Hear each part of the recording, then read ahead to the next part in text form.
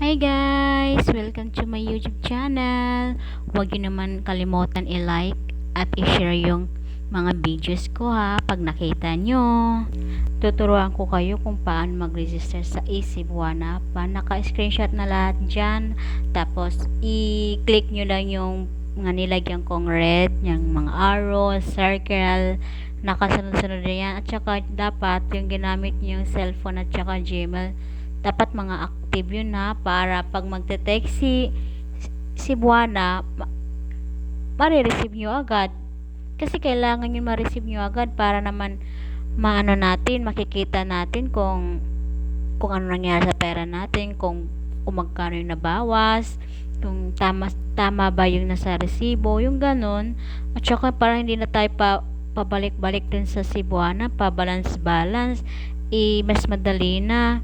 Sa cellphone ka na lang mag-enquire at malalaman mo kung may laman pa ba yung micro savings mo, no?